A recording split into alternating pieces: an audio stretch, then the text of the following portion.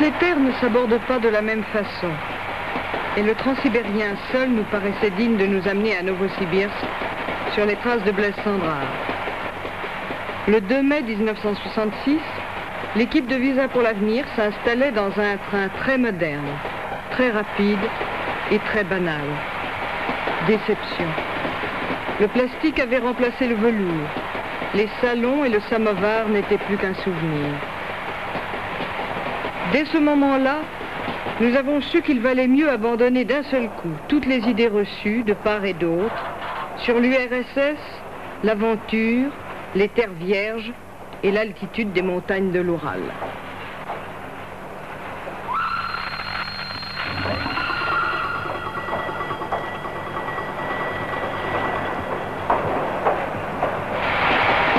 C'était peu de temps après le dégel. Et les terres inondées, les bouleaux et la steppe ont fait écran pendant 2 jours et demi entre la Sibérie actuelle, vivante et peuplée, et nous. Il n'y avait plus de glace, mais nous parlions du froid, qui absorbe 30% de l'énergie de ce pays et de ses conséquences. Les fondations des maisons qui fondent la glace dans lesquelles elles sont construites, l'asphalte qui éclate sur les routes, le ciment des murs qui n'a jamais le temps de sécher. Nous parlions de ce projet qui avait été publié, et sa réalité nous a été confirmée depuis, de trouver une matière assez fine pour laisser passer les ultraviolets, assez solide pour supporter le poids de la neige, qui servirait à faire une cloche pour couvrir villes et jardins, et sous laquelle il n'y aurait plus de saison en Sibérie.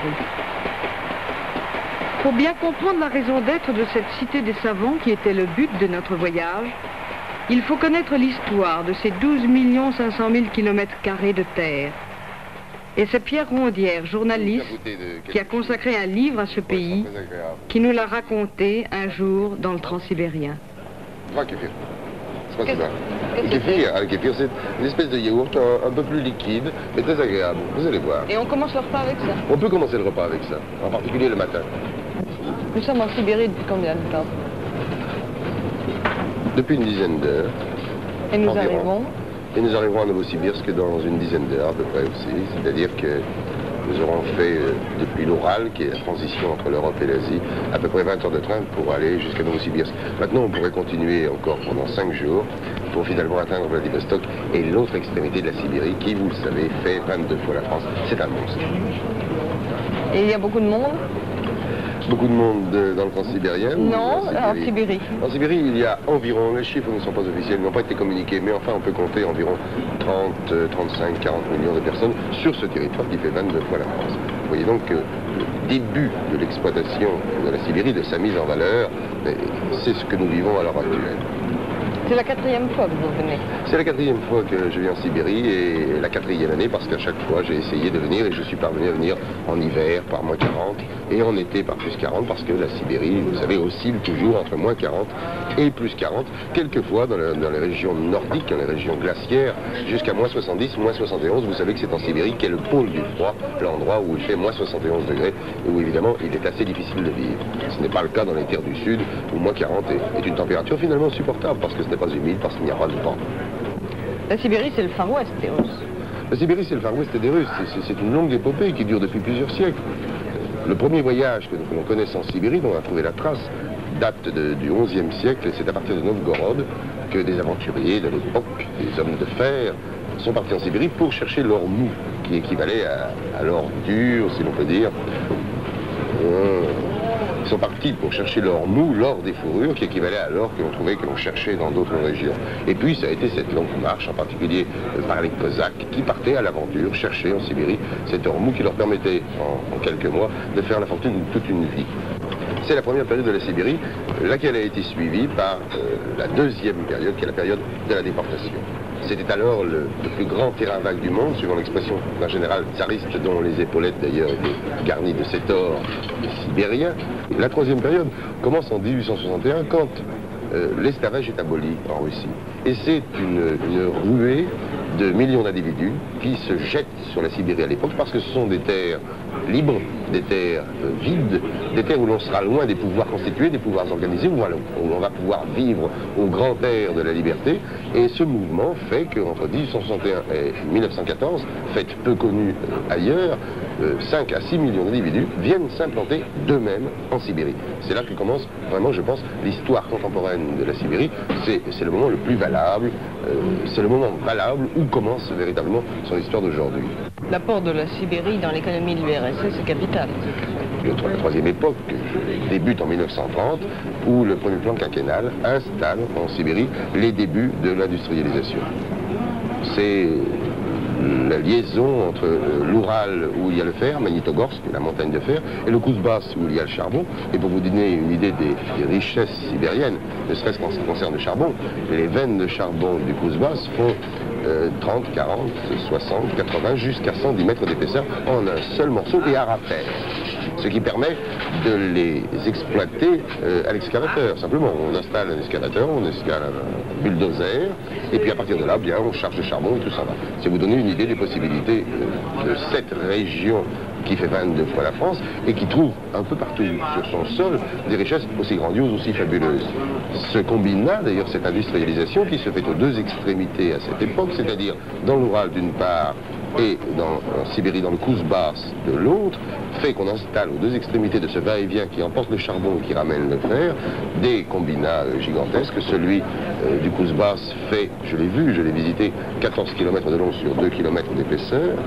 Ceci, à partir de 1930, la première pierre étant posée alors, et donne en 1941-1945 la plus gigantesque usine d'armement de l'Union soviétique, ce qui permet de produire des tanks, des balles, des obus, ce qui a été essentiel, on le dit ici, tout le monde le sait pertinemment, ce qui a été essentiel pour la défense du pays à cette époque, de la même façon d'ailleurs que ces Sibériens volontaires qui sont partis de 1861 à 1914, l'on dit très couramment que ce sont les meilleurs parmi les Russes, les plus entreprenants, ceux qui ont l'esprit le plus ouvert, et je vous rappelle au passage que ce sont eux qui, devant Moscou en 1941 et en 1943 à Stalingrad, ont été à la défense et à la contre-attaque. Ce continent stérile et glacé se transforme soudain en terre-mer, et la Russie attend d'elle l'abondance. Il y a 2 ans, on y trouve du pétrole. Dans ce pays démesuré, l'expansion industrielle fut telle que les savants manquèrent. En 1956, le 20e congrès lançait un plan de développement technique et scientifique de la Sibérie, comprenant l'implantation d'une vingtaine de centres scientifiques entre l'Oural et Vladivostok. Mais une grande mission était confiée à Mikhail Lavrentiev, vice-président de l'Académie des sciences. Créer un centre scientifique de conception nouvelle, permettant la formation de chercheurs la plus perfectionnée dans le moins de temps possible. C'était un nouveau pari que l'URSS allait tenir.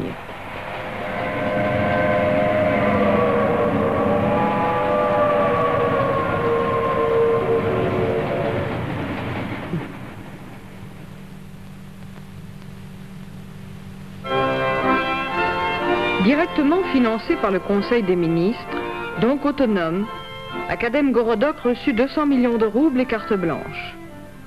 À 30 km de Novosibirsk, capitale industrielle de la Sibérie, les bulldozers attaquèrent un coin de taïga et une ville qui a maintenant 35 000 habitants naquit, près de la mer artificielle de l'Ob. Ici, il n'y avait rien. C'est une phrase que nous avons entendue constamment en URSS, et dite avec quel orgueil. Le système classique sépare l'enseignement et la recherche. Ici, l'expérience fut faite et concluante de réunir les deux et de mettre beaucoup plus tôt l'étudiant en contact avec le laboratoire dans lequel il travaillera. Les études durent 5 ans et les 2 dernières années, le temps est surtout consacré au travail de recherche. Tous les professeurs sont des savants. La conséquence, c'est que l'intimité est grande entre élèves et maîtres et qu'une part importante est faite au séminaire qui permettent de petits groupes d'études. Chaque étudiant est suivi, connu.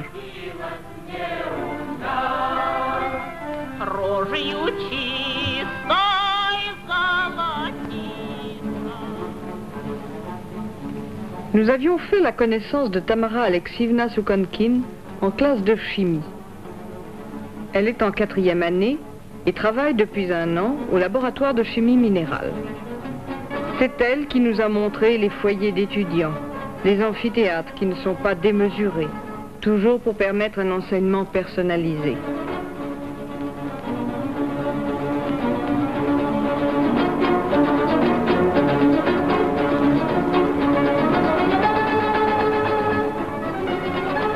Elle a à sa disposition des cinémas, un théâtre, un club, un restaurant.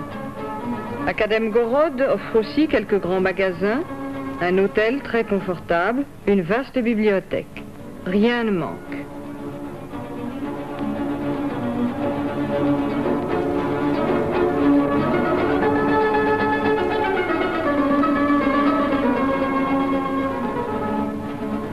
Peut-être quelquefois Tamara regrette-t-elle la chaleur d'une rue ancienne, et les espaces verts et les vastes allées ne remplacent pas peut-être le désordre vivant de sa ville natale près du lac Baïkal. Mais en tout cas, elle n'en parle jamais et se soucie beaucoup plus de ce que nous pensons de la cité, de la vie en URSS, que de ce qui se passe ailleurs.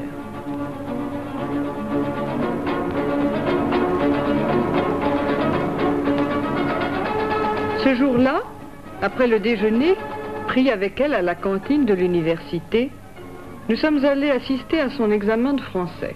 Sur le plan politique, la France est république. Le pouvoir appartient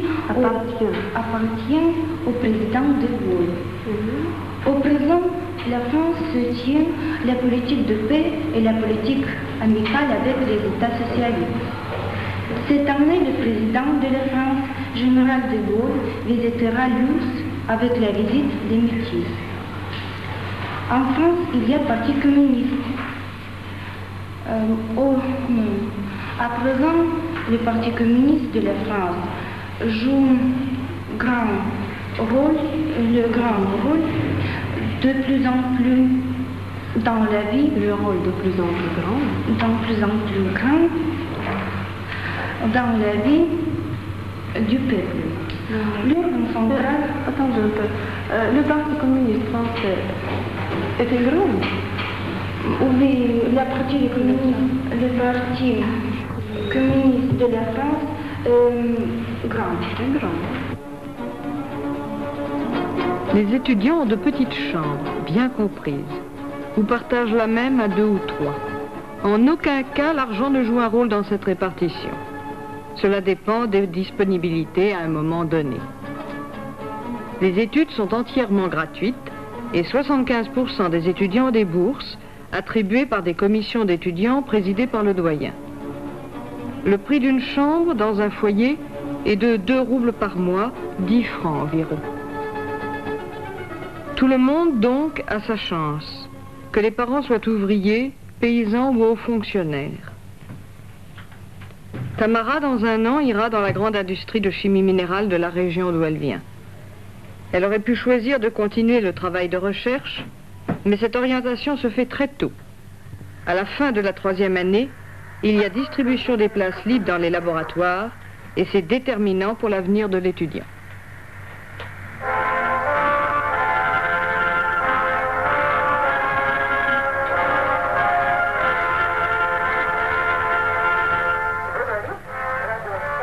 Nous sommes allés voir comment se passait cette répartition de places chez les chimistes.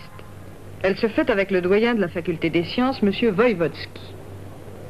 Ce qui vient de se passer, c'est un acte à la fin de la 3e année, quand les étudiants sont distribués entre des différents instituts où ils doivent travailler dès le commencement de la 4e année. Ils savent déjà ce qui se fait dans les différents instituts, quelle partie de la chimie est travaillée dans ces instituts et dans les différents laboratoires. Ils ont parlé beaucoup avec les chefs de laboratoire et à présent ils font leurs décisions pour être sûrs qu'ils auront la possibilité de travailler l'année suivante dans le laboratoire qu'ils ont choisi. Nous n'avons vu ni chahut ni rentrée de classe agitée. Ces jeunes savent que la sélection est précise et que cette université pilote est faite pour un petit nombre de gens. Le recteur, comme son établissement, est jeune. Il n'a pas 40 ans, il est physicien. Il administre sans effort apparent 3000 étudiants. Il faut dire qu'il a affaire à une jeunesse exceptionnellement sérieuse, consciente de la chance qui lui est offerte d'être au sens propre l'élite. Et celle-ci est l'université pionnier de la Sibérie. Et les nouvelles universités réclament aussi des professeurs, il faut les préparer. Alors c'est aussi un problème. C'est ça. Est-ce que cette université va grandir? Nous ne pensons pas qu'elle doit grandir trop grande, être trop grande, parce que nous pensons que toujours l'idée principale sera que le nombre des étudiants sera fixé par le nombre de chercheurs étudiants qui peuvent passer à travers les instituts. C'est ça. Et ça limite. Mais si... Nous sommes à peu près près de la limite déjà. Mais peut-être y aura-t-il ailleurs, en Sibérie, d'autres universités semblables? Oui, évidemment, oui. Est-ce qu'il y a déjà des projets? Il y a des projets de centres scientifiques à Irkoutsk, de centres scientifiques à Vladivostok et dans d'autres places dans les années 5, 10 années suivantes. Alors évidemment, vous aurez à trouver, vous pourriez trouver d'autres places pour votre film quand vous venez dans 10 ans. Qui seront faites sur le modèle de cette université? Mieux peut-être. Au bord du lac artificiel qu'on appelle ici la mer et qui était encore au mois de mai partiellement pris par les glaces, nous avons rencontré le professeur Alexis Liapounov. Il est professeur de mathématiques, mais il enseigne aussi l'astronomie et la géophysique. Expert en minéralogie, il est très au courant des problèmes les plus actuels de biologie ou de physique nucléaire. Une encyclopédie vivante en quelque sorte. Et comme il parle le français avec une rare précision, nous lui avons demandé de nous servir de guide, ce qu'il a tout de suite accepté avec une gentillesse spontanée et amicale qui nous a beaucoup touchés. Ce matin-là, le professeur Liapounov a été rejoint par un autre mathématicien, le professeur Kaloujnine, qui enseigne l'algèbre à Kiev, en Ukraine. Nous leur avons demandé de nous raconter comment on sélectionne en Sibérie, par une méthode originale, les écoliers spécialement doués en mathématiques. C'est ce qu'on appelle ici les Olympiades sibériennes. L'Olympiade que nous organisons maintenant se passe en 3 tours. Le premier tour, c'est un tour qui se fait au moyen des problèmes que l'on publie dans les journaux et les écoliers qui veulent prendre part à cette Olympiade envoient leurs solutions par poste à l'académie. Puis les meilleures solutions sont choisies et les auteurs sont invités dans les centres des régions. Il y en a 26 en Sibérie, Extrême-Orient et puis l'Asie centrale. Et alors dans tous ces 26 villes, on fait le second tour de l'Olympiade. C'est-à-dire qu'on propose aux écoliers des problèmes encore plus difficiles. Et puis les vainqueurs de ces seconds tours sont invités dans les cités scientifiques, ici, pour faire une école d'été pendant 20 jours environ. Au mois d'août, je crois.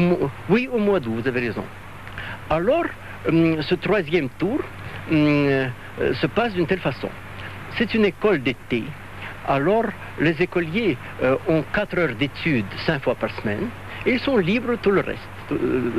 Voilà, c'est ici qu'ils passent leurs heures libres, ils se baignent dans la mer, ils font des jeux sportifs, en général ils s'amusent comme ils veulent, ils sont libres. Est-ce qu'à Kiev, monsieur, il y a beaucoup d'écoliers qui participent à ces Olympiades? Oui, nous c'est un peu plus limité qu'ici en Sibérie. Les Olympiades et les écoles, l'école d'été à Kiev, ça se passe d'une manière plus limitée. C'est surtout pour les habitants de l'Ukraine et de la Moldavie. Mais en général, la direction est la même. Le principe est le même, c'est un peu plus limité. Et justement parce qu'il y a aussi un grand manque de cadres nouveaux, surtout pour les nouvelles branches de la science. Alors c'est pour cela qu'on forme la jeunesse de toutes les manières possibles. C'est ça. Les candidats aux Olympiades ont quel âge à peu près? À peu près 14-15 ans. 14-15 ans, parce que ce sont les 3 dernières classes de l'école moyenne. C'est ça. Et ensuite, lorsqu'ils ont donc passé le dernier stade... 16 ans. C'est ça. 16 ans. Oui. Lorsqu'ils ont passé le dernier stade, qu'ils sont donc reçus, que font-ils ensuite? Oui. Alors, ceux qui sont les vainqueurs du 3e tour sont adoptés à l'école physico-mathématique que vous avez vue hier. C'est ça. Oui, et alors, ils font des études, ceux qui sont entrés en 10e font les études une année, ceux qui ont été pris en 9e font leurs études 2 années, et ceux de la 8e font leurs études 3 années à l'école physico-mathématique. Il y en a combien? Et puis après, actuellement, nous avons 500 élèves environ. C'est ça. Sur, au départ, combien de candidats? Plusieurs dizaines de milliers, je crois. Oui, plus de 10 000. Plus de 10 000 en tous les cas. Nous avons passé une journée avec les élèves de l'école spéciale de physique et de mathématiques à Academgorod. Ils ne sont pas de petits génies, mais tout simplement des adolescents intelligents et travailleurs. Par petits groupes, ils reçoivent ici un enseignement révolutionnaire qui leur permet d'assimiler dès l'âge de 15 ans ce qu'on apprend généralement à l'université, comme les théories d'Einstein, la physique des quanta ou la biologie moléculaire. De telles écoles expérimentales, il en existe ailleurs dans le monde, mais aucune ne repose sur une sélection aussi systématique et aussi démocratique. La plupart de ces enfants viennent de petits villages sibériens. Pour certains, leurs parents savent à peine lire. Et parce qu'ils se familiarisent pendant leur séjour à l'école avec les méthodes et les acquisitions les plus modernes de la physique et des mathématiques, ces écoliers entreront ensuite à l'université avec un bagage exceptionnel. Les étudiants sortis des premières promotions de l'école spéciale sont déjà les plus brillants de leur génération. Beaucoup seront bientôt ces chercheurs de pointe à l'imagination pleine de ressources neuves dont la formation est l'un des objectifs essentiels des responsables soviétiques de l'éducation. Nul ne peut entrer ici s'il n'est mathématicien. Cette phrase pourrait être inscrite au fronton de l'université d'Academgorod, où l'examen d'entrée ne porte que sur les mathématiques et la physique mathématique, même pour les étudiants qui se destinent à la chimie ou à la biologie. Cette sélection originale, unique en RSS et sans doute dans le monde, peut donner d'excellents résultats. Elle montre en tout cas clairement l'importance exceptionnelle donnée ici à la mathématique, reine et servante de toutes les sciences, comme dit le professeur Sobolev, qui dirige à Academgorod l'Institut de mathématiques. Nous sommes allés le voir pour lui poser une question. Pourquoi a-t-on donné aussi systématiquement la primauté aux mathématiques à Academgorod? Pourquoi ça? Ça dépend des causes tout à fait historiques. Toutes les découvertes dans toutes les autres sciences, dans la physique par exemple, dans les mathématiques appliquées, étaient toujours précédées par les découvertes purement mathématiques. Comme ça, l'histoire de toute l'énergie atomique, l'histoire des rayons radio, l'histoire de la développement contemporain de biologie est toujours précédée par quelques grandes découvertes de mathématiques. Nous comprenons cela, et en tout cas, mathématiques, comme on peut dire, peut-être que c'est une phrase assez banale, joue un rôle d'une reine et d'une servante de toutes les autres sciences.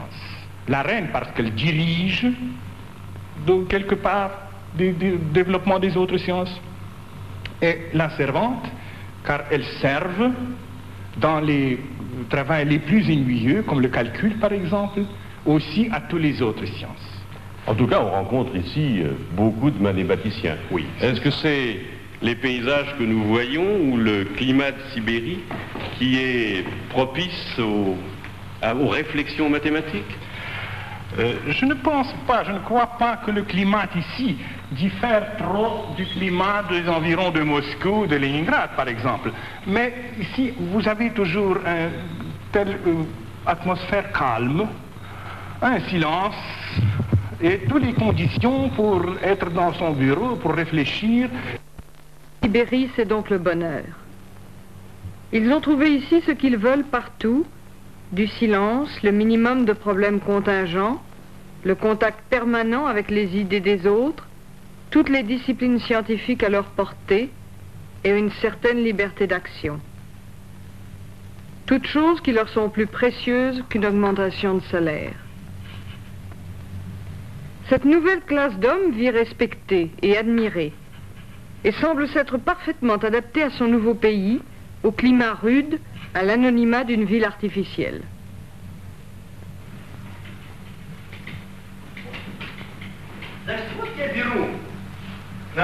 Merveilleuse personnalité que celle d'Alexei Alexeyevitch Lyapunov, qui infatigablement nous facilitait la tâche, nous ouvrait sa maison, nous parlait, selon l'expression russe, d'âme à âme.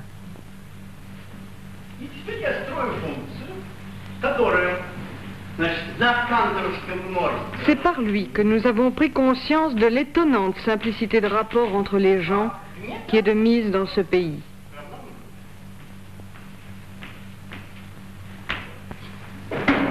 Il nous prouvait aussi que l'esprit de finesse est bien nécessaire à l'explication du théorème de Baire. И, значит, остаток я буду называть H со значками N и M. И N маленькое и N большое. H со значками N маленькое и N большое. Вот. Теперь вот как я строю функцию. Я буду строить функцию и со значком m от x. T со значком m. T со значком n большое. Зачем? T со значком n большое. T со значком n большое от x. Во-первых, значит, я беру множество, сумма hn от n равного единице до n большое только. И даже не hn, а h со значком n большое и n маленькое. Вот, h с двумя значками. То есть, иначе говоря, я взял первые номера. Que venez-vous d'expliquer à vos étudiants, M. Lyapunov? Nous venons d'avoir achevé le théorème célèbre de Baire. Il s'agit d'une condition nécessaire et suffisante pour qu'une fonction soit limite d'une suite convergente de fonctions continues. La leçon dernière, nous avons commencé la démonstration et aujourd'hui nous l'avons achevée. La mathématique est à l'honneur ici. Est-ce que les professeurs de mathématiques ont un traitement de faveur? Vous savez, je dois avouer que la situation des mathématiciens ici est très favorable. On a des conditions excellentes de vie et de travail, et puis les relations de tous des représentants de toutes les autres sciences envers les mathématiciens sont toujours très favorables. Comment partagez-vous votre temps entre l'université et la recherche? Mais vous savez, c'est différentes périodes. J'ai toujours mon cours fondamental, c'est le cours d'analyse de mathématiques pour les mathématiciens. C'est un cours qui se fait pendant 2 ans. Alors j'ai 4 heures par semaine. Voilà, ce sont les leçons d'analyse. Tout le reste dépend de moi au fond. Alors j'ai des séminaires. Mais il y a des semaines que nous nous rassemblons 3 ou 4 fois. Il y a des semaines où nous n'avons pas du tout de séminaire. Et puis, quelque temps, je réserve toujours pour des conversations aux étudiants, aux jeunes chercheurs. Et puis, j'ai toujours beaucoup de temps pour mes recherches. Alors, ce n'est pas fixé exactement. Ça dépend très souvent de moi. Et vous avez combien de vacances? Nous avons 2 mois de vacances, mais en tous les cas, nous ne les employons jamais tout entier, parce qu'en été, nous avons ou bien l'école d'été, ou bien des conférences quelconques, et parfois c'est plus intéressant d'utiliser ce temps d'une autre façon. Si vous vouliez écrire un livre, vous pouvez vous libérer? Sans doute que j'aurais pu me libérer, et plusieurs de mes collègues l'ont fait avec grand succès. On peut se libérer pour une période, pour quelques mois, pour achever une monographie, mais ça dépend nous, par exemple, de moi. Je n'ai pas eu l'occasion d'écrire des monographies les dernières années. Comment vient-on à Academ Gorod? Est-ce qu'on est choisi? Est-ce qu'on est volontaire? Oui, on est sans doute volontaire. En général, on reçoit une invitation de la direction du centre scientifique. Non, dans mon cas, vous savez, j'ai été assistant de M. Lavrentiev quand il était professeur de l'université de Moscou. Et quand il a fait son cours d'analyse mathématique en 37, 36, j'étais son assistant. Et alors, il me connaissait de près, il m'a fait cette invitation de grand honneur que j'ai acceptée avec joie. Est-ce que c'est une promotion? Au fond, oui, sans doute. Sans doute. Par exemple, on a des conditions beaucoup plus favorables. Dans mon cas, moi, j'ai été élu correspondant de l'Académie dans 2 ans après être venu à Novosibirsk. Et puis, toujours, on a plus de possibilités d'attirer la jeunesse, de former une nouvelle section à l'Institut ou bien une nouvelle chaire à l'université. Sans doute que ça fait une promotion. Alexeyevitch vit d'une façon simple et familiale dans une datcha construite à l'extérieur de la ville. Il sort peu, mais adore réunir des amis chez lui. L'été, il explore cette Sibérie qui devient tout à coup accessible. Il y a combien d'années, monsieur Lyapunov, que vous êtes en Sibérie? Je suis en Sibérie dès le commencement de 62. Je n'avais pas la possibilité de venir plus tôt parce que je devais attendre que mes amis qui s'occupaient de la cybernétique à Moscou nous soient sur pied, qu'ils puissent développer l'œuvre eux-mêmes. Et c'est à cause de cela que c'était très important qu'ils soutiennent leur thèse de docteur. Et c'est alors que j'ai eu la possibilité de venir ici. Est-ce que ça a changé votre vie? Oh oui, sans doute. J'ai reçu beaucoup plus de possibilités en ce qui concerne mon travail, premièrement. Parce que on perd beaucoup moins de temps pour faire le voyage de la maison jusqu'à l'endroit où on travaille. Puis j'ai eu la possibilité de combiner l'œuvre à l'université, à l'école physico-mathématique et à l'Institut de mathématiques où j'ai un département de cybernétique. Et puis, j'ai beaucoup plus de possibilités du point de vue organisationnel. Et c'est beaucoup plus intéressant de travailler ici qu'à Moscou, parce que vous savez, à Moscou, il y a beaucoup de chercheurs qui occupent à peu près la même place que moi. Et tandis que ici, j'ai reçu beaucoup plus de possibilités en recherche. Les hommes de science sont à l'honneur en URSS. Oui, c'est ça, parce que vous savez, la science est très importante pour nous. Nous devons avouer qu'avant la Révolution, la science était très peu développée en Russie et notre immense territoire était très peu étudié et alors les moyens de la nature étaient mal exploités. Et alors c'est seulement après la Révolution qu'on s'efforce d'étudier la nature et de l'exploiter de la façon la plus progressive. Et c'est à cause de cela qu'on a besoin de mener beaucoup de recherches dans différents domaines. Et puis on s'efforce de se rapprocher des endroits où l'on a besoin de la science. Alors la Sibérie est jusqu'à présent trop peu étudiée. Et c'est extrêmement important, vous savez, de savoir comment est-ce qu'on peut exploiter la nature de la Sibérie, n'est-ce pas? Oui. Est-ce qu'ils ont également une influence morale dans le pays? Je crois que oui. Je crois que oui, surtout sur la jeunesse. Sur la jeunesse, parce que vous savez, nous sommes obligés de reconstruire le système d'éducation. Alors, toutes les écoles moyennes, les écoles supérieures, et puis de même, vous savez, les points de vue, il faut influencer les points de vue généraux de la jeunesse. Vous savez, la manière de prendre les choses, de la manière de trouver sa place dans la vie, et puis la manière de construire ses rapports avec les autres gens. Et c'est l'œuvre collective en science, et ce sont les points de vue que développe la science qui sont très importants de ce point de vue, n'est-ce pas? Bien sûr. Est-ce que vous comptez continuer votre carrière ici? J'espère oui. J'espère que tout le reste de ma vie, je vais passer en Sibérie et je veux faire mon possible pour introduire les jeunes gens dans l'œuvre scientifique et de faire des recherches en cybernétique. Et dans le domaine de la cybernétique se rattache à la biologie, ce qui m'intéresse surtout.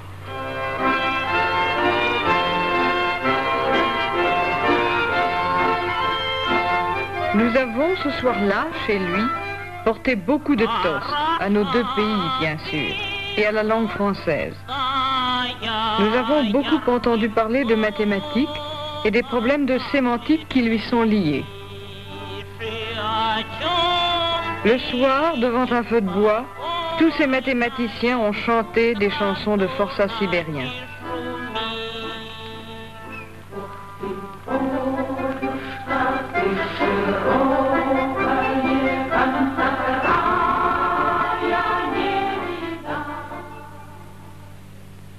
Les 20 instituts de recherche construits depuis 8 ans à Akademgorod autour de l'université sont uniques en leur genre.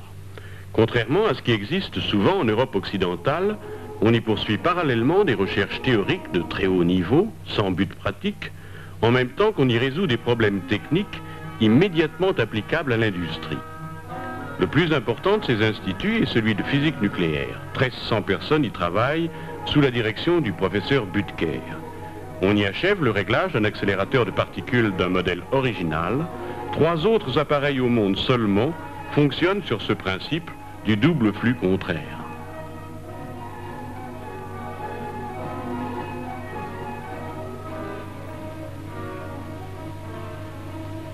Nous sommes ici dans la salle de commande de l'accélérateur de l'Institut et je crois que cet accélérateur est d'un type un peu particulier. Est-ce que vous pourriez nous donner la description du fonctionnement? Voilà, oui. Voilà, le principe est exposé sur ce schéma. Alors ici, vous avez un générateur d'électrons. C'est un faisceau d'électrons qui se produit ici et qui entre dans l'accélérateur préliminaire.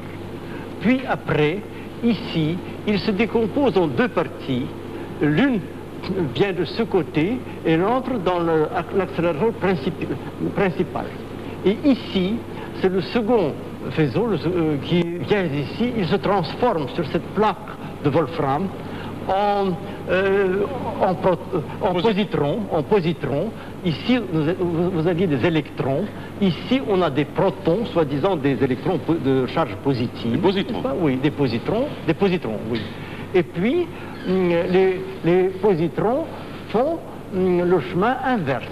Alors, on obtient 2 jets opposés d'électrons et de positrons qui se rencontrent ici. Et alors, on peut observer des procédés très intéressants de la production de nouvelles particules.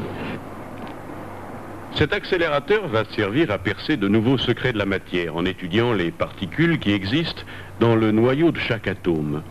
Petit, économique, son système de 2 faisceaux circulant en sens inverse lui permettra d'atteindre des énergies de 2000 milliards d'électronvolts au moment où les 2 faisceaux entreront en collision. Une énergie qui n'était obtenue classiquement que dans des accélérateurs 100 fois plus grands et 1000 fois plus coûteux.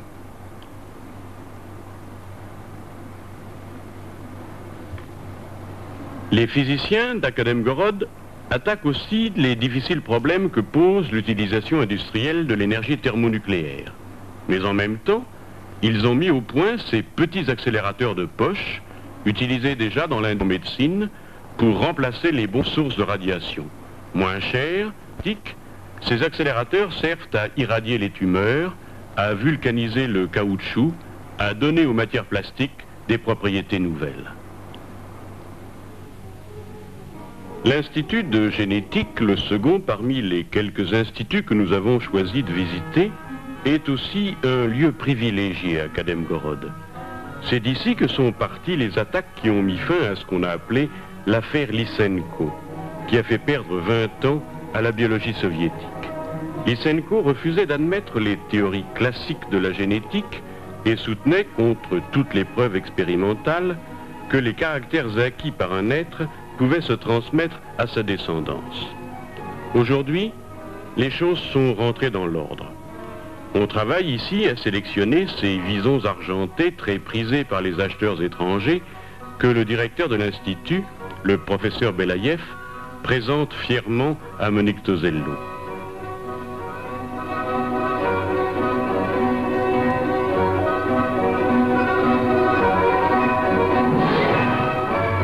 Et en même temps, les biologistes poursuivent ici des recherches fondamentales sur les mutations et sur les acides nucléiques, dont certaines sont très originales.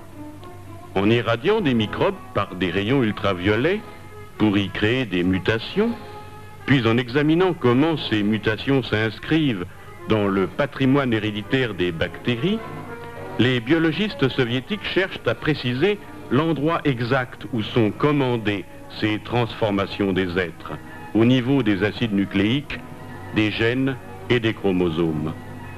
Ils espèrent pouvoir bientôt repérer assez précisément, grâce au microscope électronique, cette action de divers facteurs provoquant des mutations, pour pouvoir mieux agir sur la nature et produire peut-être à volonté de nouvelles espèces de plantes ou d'animaux.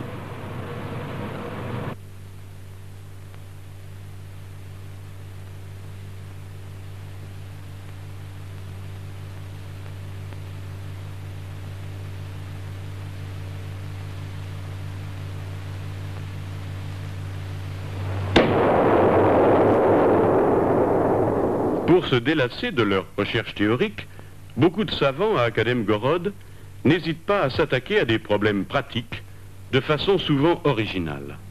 Ceux de l'Institut d'hydrodynamique, par exemple, utilisent des phénomènes complexes sur les ondes de choc pour mettre au point cette méthode de soudure.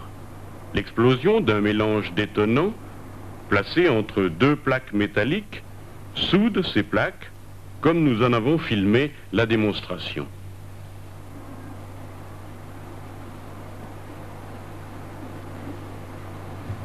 La méthode est très efficace, bien qu'un peu dangereuse, car si l'on force sur l'explosif, les plaques sont bien soudées, mais risquent de s'envoler au loin sous l'effet du souffle.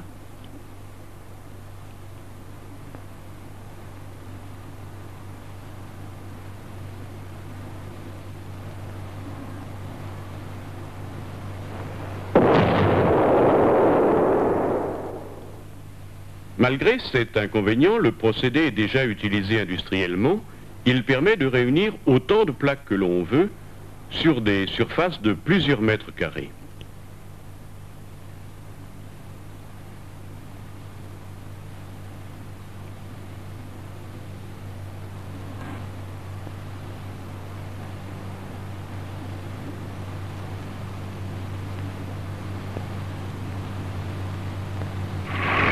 C'est au même institut d'hydrodynamique qu'anime le professeur Lavrentiev, le promoteur de la cité scientifique, que nous avons filmé ce curieux canon à eau. Il projette un jet sous pression capable de pulvériser un mur de briques.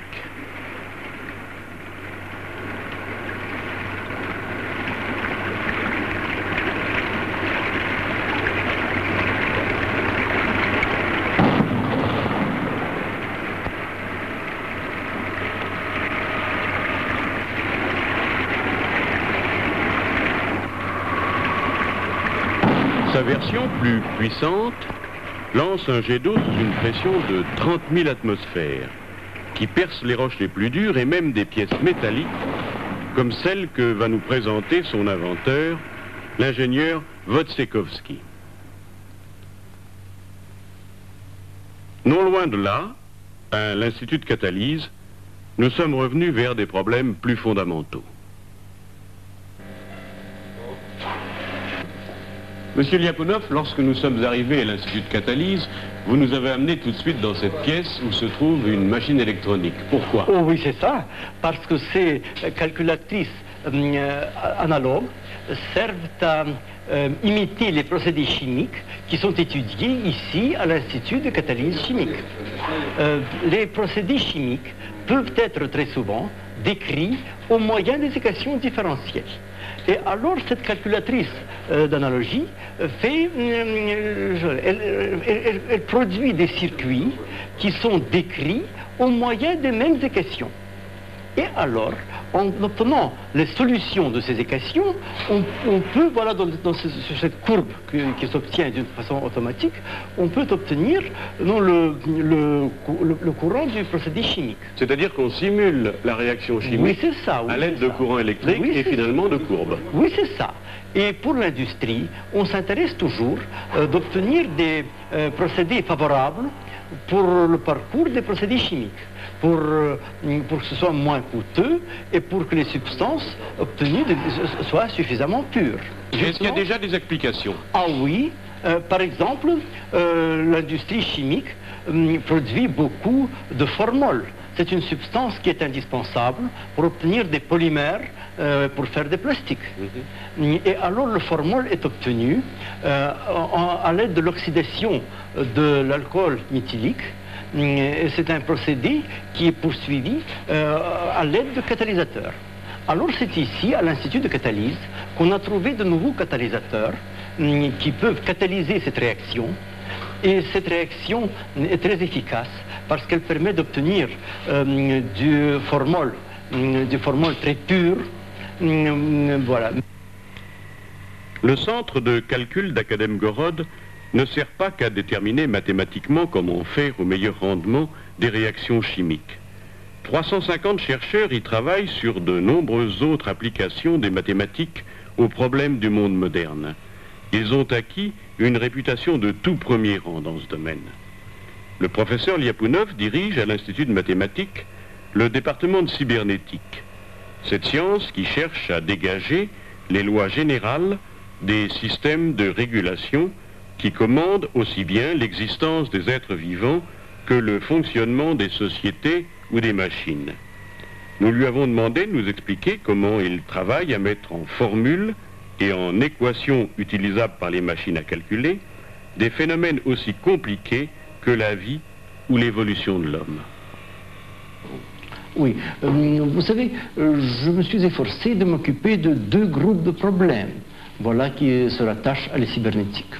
Le premier, ce sont les principes de la programmation. Très souvent, quand on a l'idée générale de la construction d'un procédé de régulation, alors on est obligé, par exemple, de le contrôler. Et pour le contrôler, on utilise les calculatrices. Alors on doit effectuer un procédé isomorphe, c'est-à-dire tout à fait semblable, de structure semblable, qui est effectué à l'aide de la calculatrice. Alors il faut construire un programme qui corresponde à l'algorithme en question. Et puis on doit faire des expériences avec ce programme dans la calculatrice. Alors il s'agit parfois de systèmes de règles qui sont très compliqués.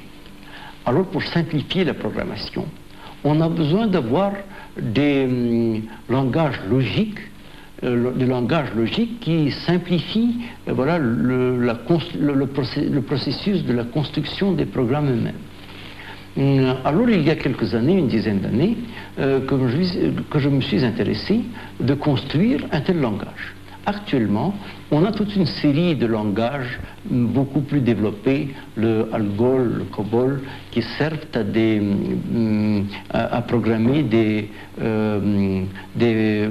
problèmes de nature plus ou moins spéciale.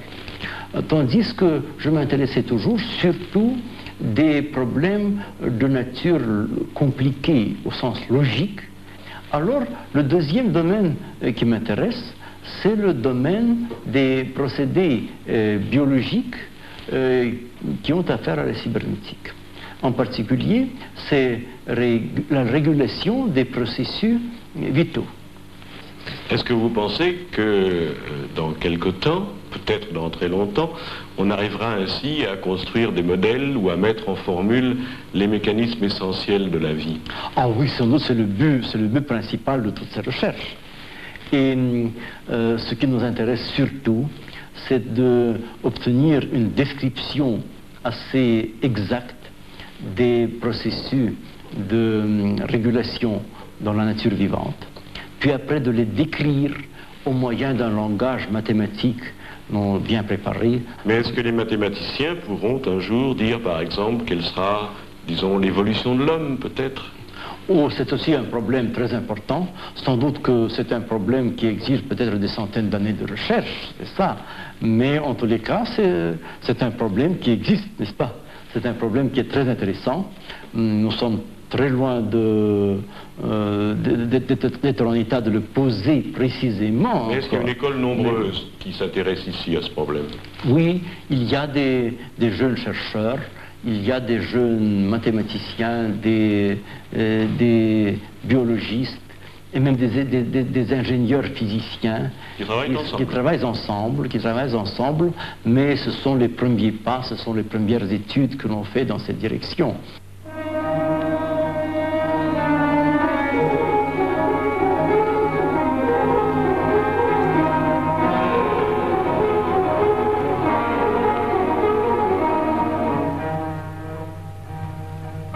La dernière richesse de la Sibérie. Le musée géologique est témoin des pierres précieuses qu'elle renferme. Les diamants, l'or, le fer, le charbon, le pétrole, l'argent, le gaz, le platine, tout est là, en quantité considérable. La Sibérie fournit maintenant 40% des ressources de l'URSS. Il n'y a qu'à puiser, à forer, à transformer. Et au centre de ce qui sera peut-être un jour à la tête de la production mondiale, il y a Akademgorod. Et le professeur Lavrentiev dit au centre du monde.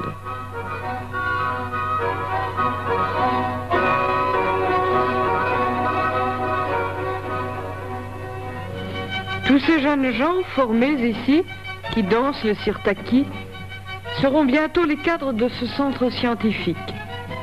Dans peu de temps, il ne sera plus nécessaire de faire venir les professeurs de Kiev ou de Moscou. Quelle forme donneront-ils à Akademgorod? L'esprit libéral et dynamique de ceux qui ont lancé cette cité dans l'aventure deviendra-t-il traditionnel ici?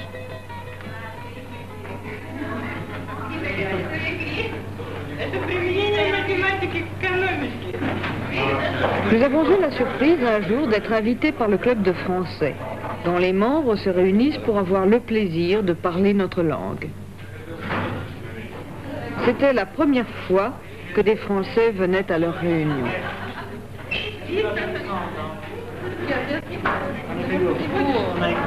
Est-ce que vous avez l'impression que la femme française est différente de vous? Je ne pense pas. La femme et les figures, premièrement, un peu, oui. Mais après, il y a le maquillage, oui. Un peu? Oui. Mais les préoccupations sont les mêmes. Oui, les préoccupations, oui. Et puis nous travaillons beaucoup, je crois, en comparaison des femmes françaises.